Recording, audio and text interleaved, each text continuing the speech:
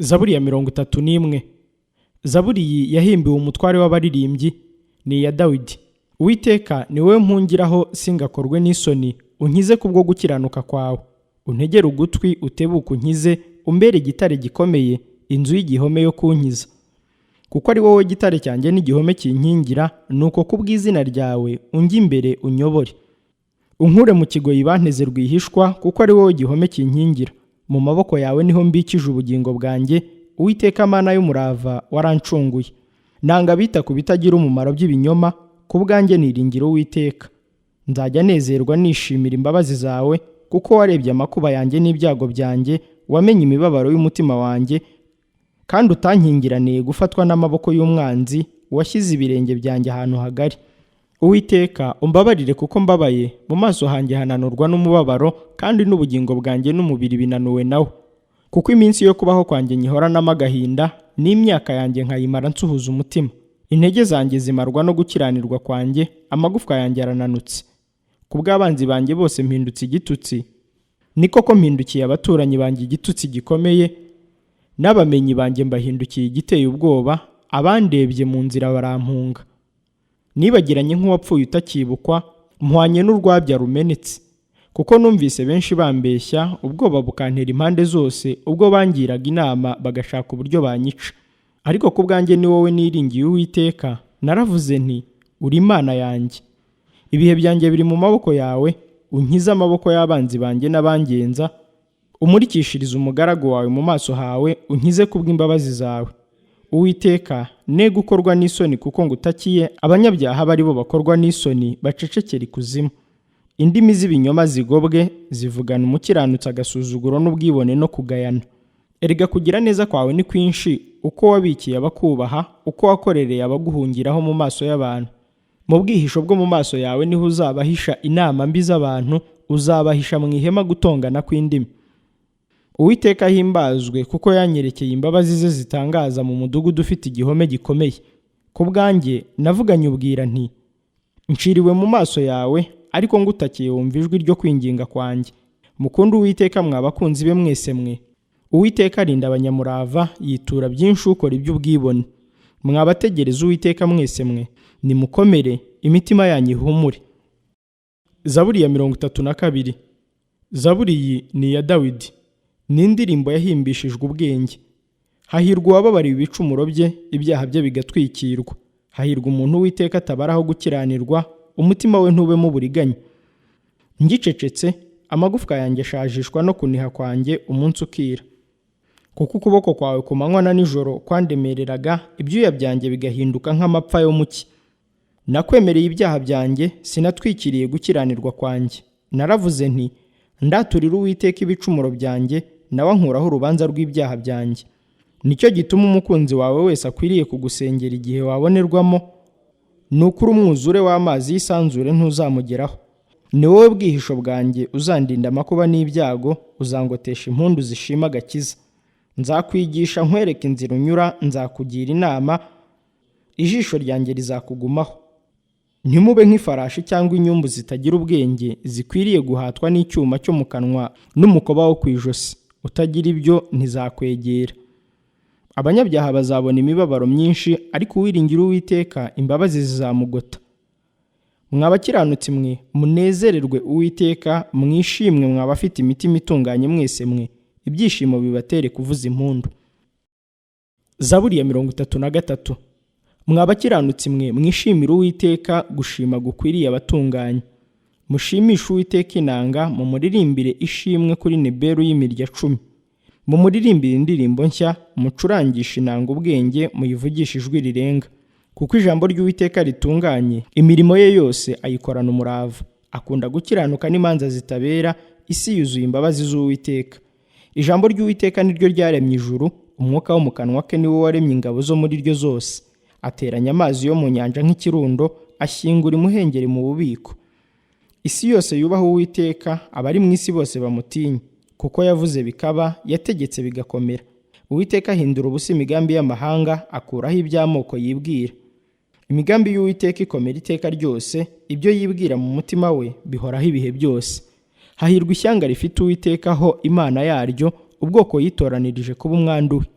Uwiteka arebera mu ijuru, areba abana b'abantu bose, ari mu buturo bwe areba ababa mu isi bose. Niwe ubumba imitima yabo bose, akitegereza imirimo yabo yose. Nta mwami ukizwa n'uko ingabo ze ari nyinshi, intwari ntikizwa n'imbaraga zayo nyinshi. Ifarashi nta mumaro igira wo gukiza, ntizakirisha umuntu imbaraga zayo nyinshi. Dore ijisho ry'Uwiteka riri ku bamwubaha, riri ku bategereza imbabazi ze, ngo akize ubugingo bwabo urupfu, abarinde mu nzara badapfa. Imitima yacu itegereza Uwiteka, niwe mutabazi wacu n'ingabo idukingira. Imitima yacu izamwishimira kuko twiringiye izina rye ryera. Uwiteka, imbabazi zawe zibe kuri twe nk'uko tugutegereza. Zaburi ya 34. Zaburi iyi ni iya Dawidi ubwo yisarishirizaga imbere ya Abimeleki akamwirukana akagenda. Nzahimbaza Uwiteka iminsi yose, ishimwe rye rizaba mu kanwa kanjye iteka. Uwiteka niwe umutima wanjye nzirata, abanyamubabaro babyumve bishime.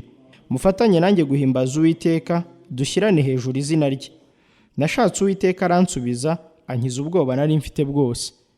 Bamurebyeho bavirwa n'umucyo, mu maso habo ntihazagira ipfunwe iteka. Uyu munyamubabaro yaratatse, Uwiteka aramwumva, amukiza amakuba n'ibyago bye byose. Marayika w'Uwiteka abambisha amahema yo kugota abamwubaha, akabakiza. Nimusogongere mumenye yuko Uwiteka agira neza, hahirwa umuhungiraho. Mwubahe Uwiteka mwabera bemwe, kuko abamwubaha batagira icyo bakena. Imigunzu y'intare ibasha gukena no gusonza, ariko abashaka Uwiteka ntibazagira icyiza bakena. Bana bato, nimuze munyumve, ndabigisha kubaha Uwiteka. Ninde ushaka ubugingo agakunda kurama kugira ngo azabone ibyiza? Ujye ubuza ururimi rwawe rutavuga ikibi, n'iminwa yawe itavuga iby'uburiganya. Va mu byaha ujye ukora ibyiza, ujye ushaka amahoro uyakurikire kugira ngo uyashyikire. Amaso y'Uwiteka ari ku bakiranutsi, n'amatwi ye ari ku gutaka kwabo. Igitsure cy'Uwiteka kiri ku bakora ibyaha, kugira ngo amareho kwibukwa kwabo mu isi. Abakiranutsi baratatse, Uwiteka arabumva, abakiza amakuba n'ibyago byabo byose. Uwiteka aba hafi y'abafite imitima imenetse, kandi akiza abafite imitima ishenjaguwe. Amakuba n'ibyago by'umukiranutsi ni byinshi, ariko Uwiteka amukiza muri byose. Arinda amagufwa ye yose, nta na rimwe rivunika. Ibyaha bizicisha umunyabyaha, abanga umukiranutsi bazacirwaho iteka. Uwiteka acungura ubugingo bw'abagaragu be, ntawo mu bamuhungiraho uzacirwaho iteka. Zaburi ya 35. Zaburi ya Dawidi. Uwiteka, burana n'abamburanya, rwana n'abandwanya.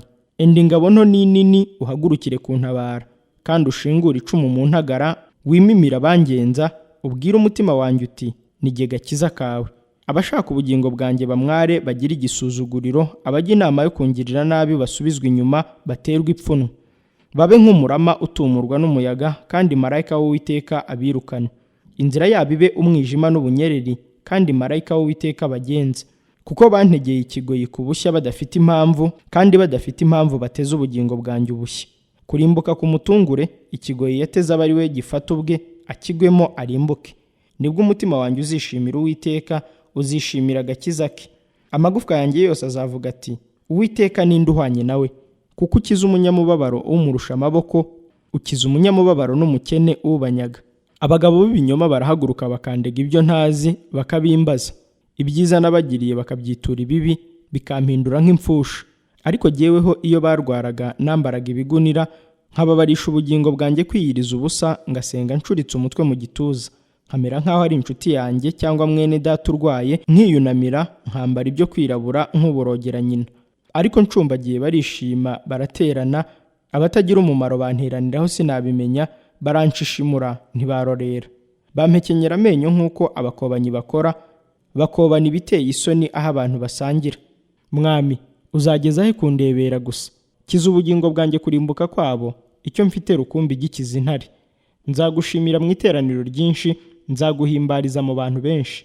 Abanyangira impamvu z'ibinyoma be kunyishima hejuru, abanyangira ubusa be kunyicanira amaso. Kuko batavuga iby'amahoro, ahubwo bajya inama yo gushaka ibyo babeshyera abatuza bo mu gihugu.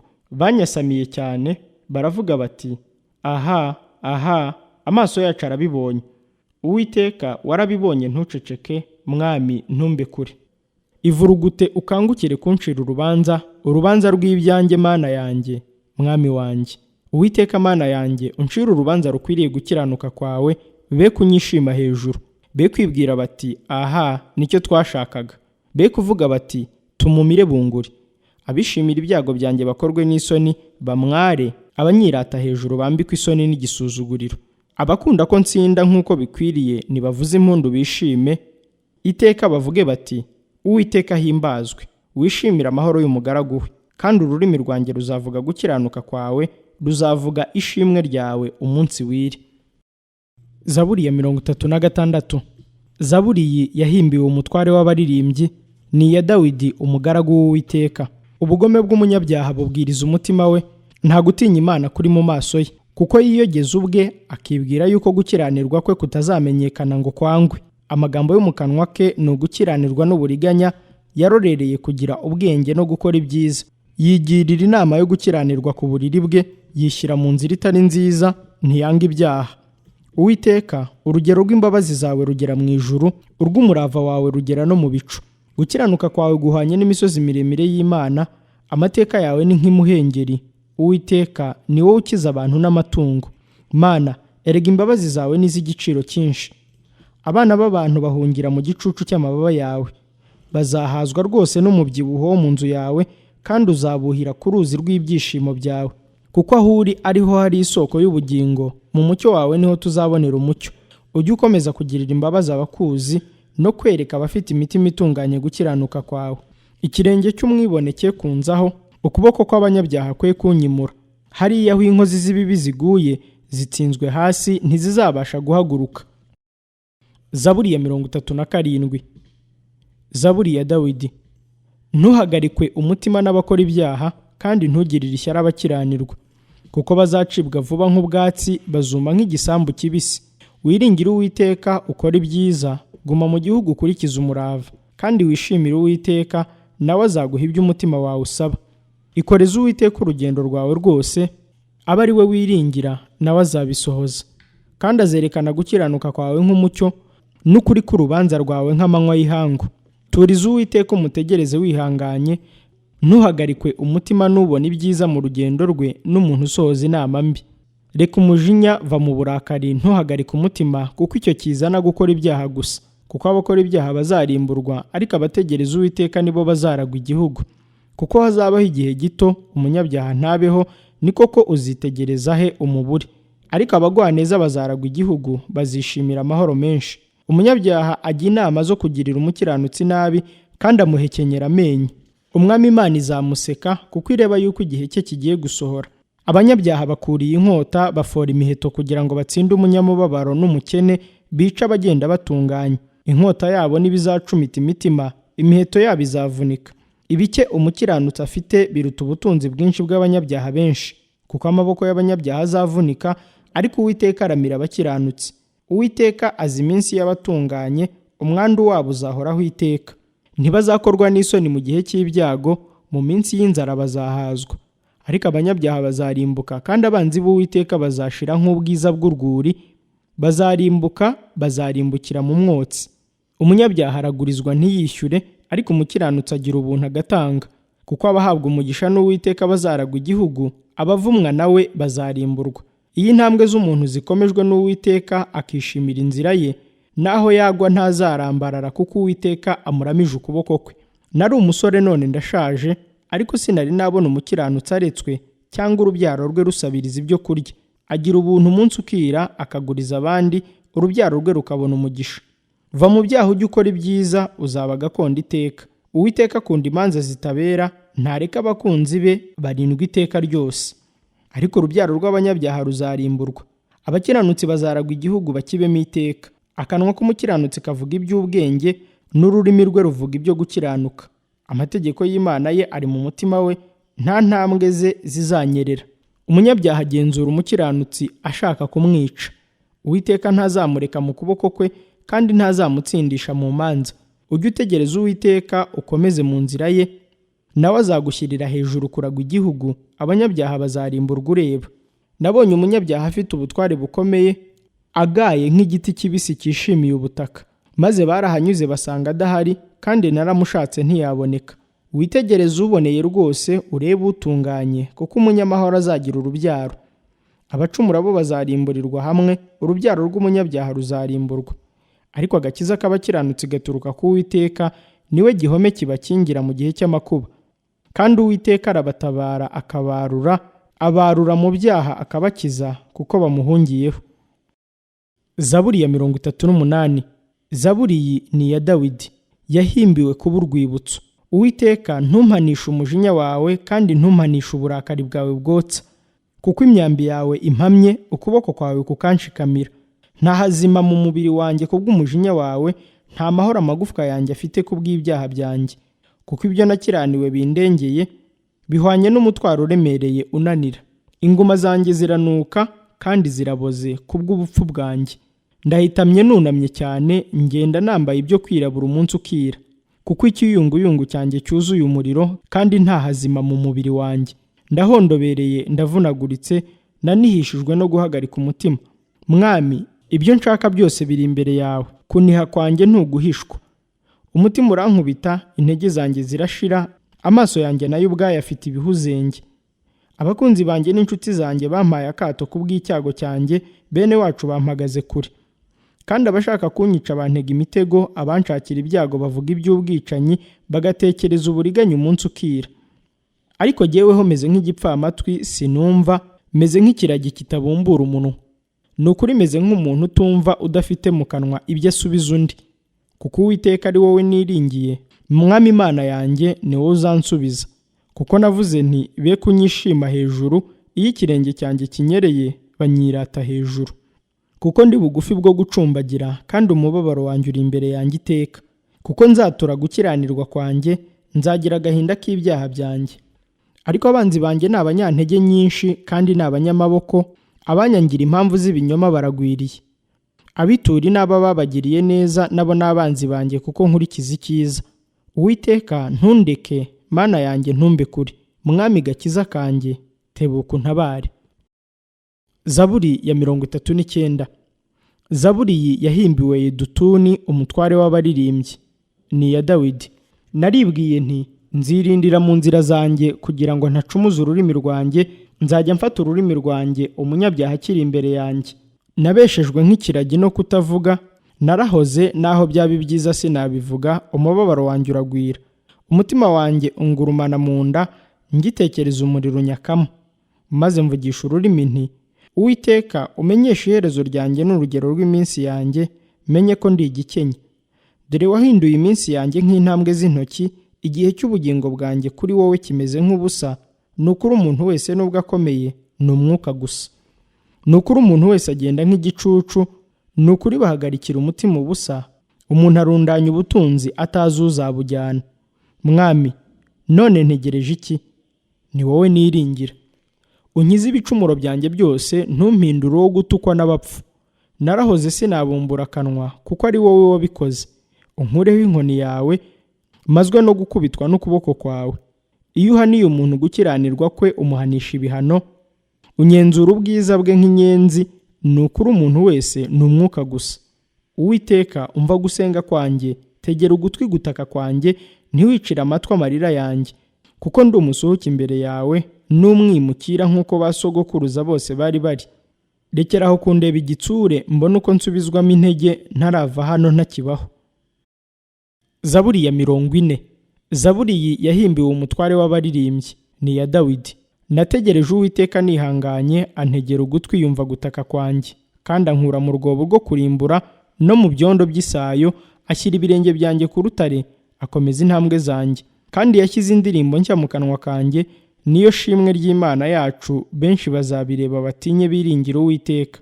Hahirwa uwiringira Uwiteka kandi ntahindukirira abibone cyangwa abiyobagiriza gukurikiza ibinyoma. Uwiteka Mana yanjye, imirimo itangaza wakoze ni myinshi, kandi ibyo utekereza kutugirira nabyo ni byinshi, ntihariho uwagereranywa nawe. Nashaka kubyatura no kubirondora, byaruta ubwinshi byo nshoboye kubara. Ibitambo n'amaturo y'ifu ntubyishimira, amatwi yanjye urayazibuye. Ibitambo byokeje n'ibitambo by'ibyaha ntiwabishatse. Mperako ndavuga nti, dore ndaje, mu muzingo w'igitabo niko byanditswe kuri jye. Mana yanjye, nishimira gukora ibyo ukunda, niko ko amategeko yawe ari mu mutima wanjye. Namamaza ubutumwa bwiza bwo gukiranuka mu iteraniro ryinshi, sinzabumba akanwa kanjye Uwiteka, urabizi. Ntabwo mpisha gukiranuka kwawe mu mutima wanjye, mvuga umurava wawe n'agakiza kawe.